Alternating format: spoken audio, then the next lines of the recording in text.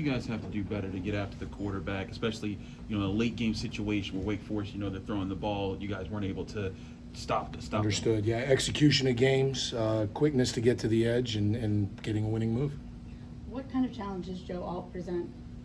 They're just a tremendous team, right? Just every position group that you look at, they've got a lot of challenging schemes. They're a top team, and it's going to take everything we have, and that's where all our focus is right now. The last time you faced Hartman was getting after him and putting some pressure on him, what led to a lot of the turnovers that he committed? That's correct. Was there a question? I missed the question if there was one. Will that be important again this week? Of course, yeah. Anytime fighting for turnovers, certainly a big step in the right direction towards a victory. Charlie, Tim was telling us that he's seeing the effort. He's seeing the guys still coming with that attitude. What are you seeing from your group and the mindset moving forward? Yeah, it's Tuesday of Notre Dame week, and they came out and they practiced their tail off. There's no lack of want to. There's no lack of will. We just got to get a little better at all positions and force some turnovers. We saw an example of when we can force some turnovers, what that does for us, and also eliminate some penalties, right? Guys, we're not building rockets. Let's be honest, right? We're not working for NASA. You eliminate some penalties, you get some more turnovers, and we're feeling a lot better this week, and that's our goal this week. Simple. You guys, is there a person who is kind of leading that attitude of like, hey, it's Notre Dame, like maybe giving a little bit of fire in practice right now? Dayon has come to work. He's really grown up in front of my eyes. And my dream, my goal for him is that you guys see that from a production standpoint. But all the really good ones that I've coached, there's always a plateau in seeable production. But I am seeing a rise in execution and technique, and that will pay off in time. To his credit, he's coming to work every day. He's not getting frustrated because he hasn't had sacks. We're all frustrated because we didn't win last week, right? You guys are frustrated. I'm frustrated. That's life in athletics. But it's Tuesday Notre Dame week, and that's where we are. We are where our feet are. I'm talking to you, Jerry, and I'm fired up about it. We're getting ready to play Notre Dame this week, and Chris, I'm fired up about it because I just made you smile. We had a good Tuesday practice, period. We got to get more turnovers. We got to reduce the penalties. We do that, and we're going to be smiling next week. How would you assess Sam Okamola's play this season? You know what? He's an exciting prospect is not a great word because he's here. But, man, you see flashes of some exciting potential. And I just love his everyday demeanor. And that's why I read somewhere, I don't know, probably one of you guys that wrote it, that not often can a redshirt freshman punch his way into the rotation. And that's what he's done by punching the clock every day and coming to work every day. And then you add some production to that, some lack of distractions from how he approaches things on a daily, meaning I know what I'm getting when he walks in the door every day.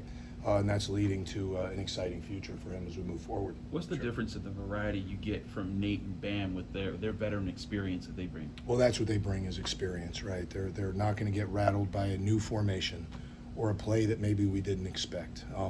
That's what they bring to the table, and Bam brings length, Nate brings experience and awareness, Sam brings twitch and a desire to get there, and we certainly see what Dayon has the potential to do.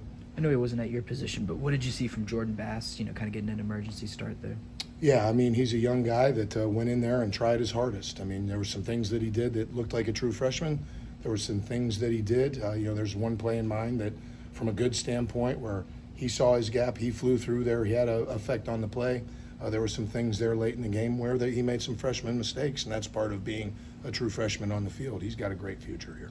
How do you balance, with young players throughout the defense, and particularly your group, how do you balance kind of what you just described with Bass of all right, there's going to be some of those mistakes, but you're also looking for those flashes.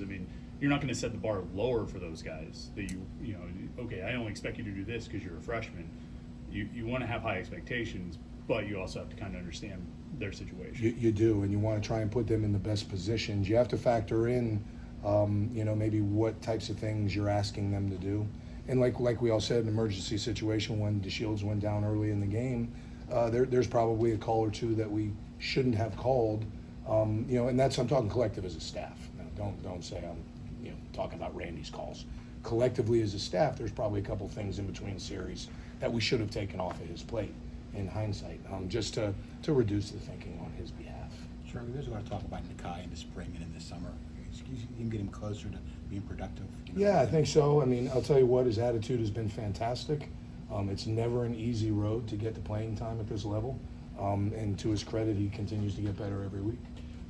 Against Louisville, there was that 4th and 1 where they were on their own 25. They tried to get it against guys, and I saw that you just saw a collective push from your guys against the run. How close are you guys to making something like that more consistent, to being back to being the best run defense in the ACC? Well, I think if you really evaluate what plays are creating challenges for us, it's actually plays on the edge, right? So, I mean, interior, we've been solid. Now, we've got, like you said, I mean, we're, I think, 6th in the league right now, and that's not our standard. We want to get back to 1st in the league. But teams have done some things to, put some stress on us on the edges, and that's where we got to get things cleaned up right now. And like you said, that certain play was the expectation. It was up the middle of the formation, and we've been pretty solid in those moments. It's the plays out on the edge that are giving us challenges right now, that we got to be better at the DN position, right? And I'm gonna always look at it through the scope of my position group that I'm in charge of. So we got to do some better things on the edge of the DN position and go from there. Is that a communication thing or a fundamental thing, as far as like, hey, you just got to hold your edge a little bit better in that situation? A combination of all of it, right? It's just a higher percentage of high-level precision execution. What can a veteran coach like yourself do to keep the guys' spirits up in a situation like this? That's a fantastic question. And for me, because I've been through seasons that are dream seasons, I've been through seasons that are nightmare seasons. And the way to flip a season from one to the other, or do something special when maybe you had a disappointing performance the previous week, it really is what I said at the start of the interview. I am here. I'm right here, right now. I'm talking to you and nothing else. And that's the advice you give to these players. Guys, it is Tuesday practice. This is inside period. This needs to be the best inside period of your career. That creates energy, because then the next thing you know, they go to whatever the next period is and make that the best period that they've ever had in their career. And it's all those things added up that give you a chance to have a great performance on a Saturday. Anything else for Charlie? Appreciate you guys.